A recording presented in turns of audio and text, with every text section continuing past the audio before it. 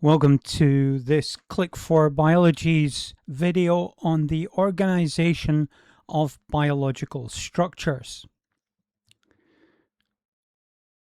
We have already learned that all living things are made of cells. And we have also found out about the differentiation of those cells into different types.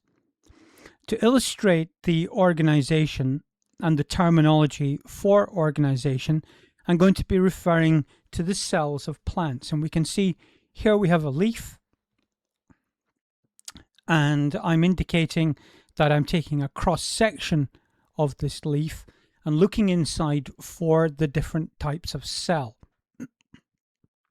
And within the leaf, we find 4 different types of cell. This flattened cell here is called an epidermal cell. This tall columnar cell full of chloroplasts, this one is called a Palisade cell.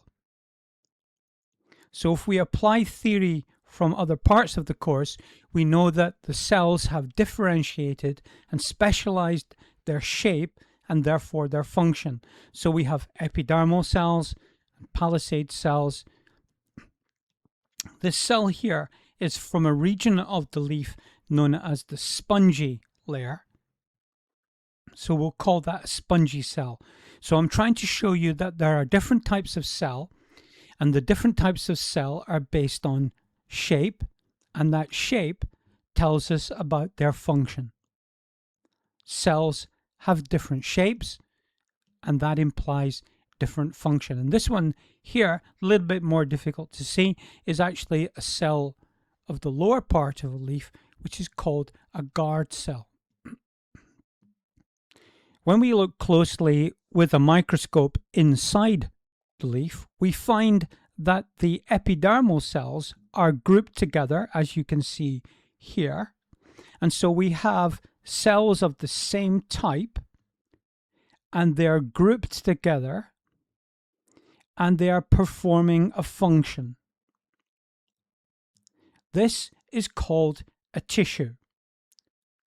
The Palisade cells, which are organized here like so, within the leaf. So we know they're Palisade cells from their shape, hence the name here, but we can see that Palisade cells are organized together into a group. They're performing a single function, which happens to be photosynthesis, and this is also a tissue. So we have epidermal cells arranged together into tissues, and Palisade cells arranged together into a tissue. The spongy cells in the center of the leaf, with spaces between them, this is also a tissue. Cells of the same type working together towards a single function. And finally, the guard cells are organized into pairs to form stomata, which are in the lower epidermis, and this is also an example of a tissue. So cells are organized together into tissues, and then we combine all of these tissues together to form what is called an organ. So cells are grouped into tissues, and tissues combine to give us the organ. And of course, the organ will have all the functions, all the tissue functions, but organized into larger overall function, which of course is the leaf as the organ involved in processes such as photosynthesis and transpiration, which we'll be learning about. Transpiration, which we'll be learning about later in the course. Now, organs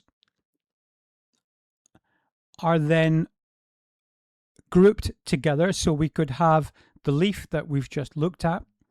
We could look at the tissues, cell types and tissues and organs which form the stem. So this column here are organs. And then we could look at the cell types, tissues, and how they are arranged together into the organ, which is the root. And so now we have different organs, and they're combining together in this particular case to look at transpiration, the transpiration system. So systems are combinations of organs together. And of course, those organs are made of many different tissues, and the tissues each has their own cell type. So this shows the organization of the cells, tissues, organs into systems. And then if we take the word organism, this is where the systems, which I've selected here, of transpiration, translocation, reproduction, and sensitivity, each of these are types of system with their own organs, different organs, and they have their own tissues and their own cell types, and they're working together into one overall combined functionality, which is that of the organism itself. So this is the way that we organize structures with names in biological structures. Okay, so here's a few questions to quickly undertake in the about 3 minutes which should take you to do this. And once you've done the questions, look down into the description and you'll find the answers there. Thank you for watching the video. Here's a link to the next video in the sequence, the chance to subscribe, and the playlist.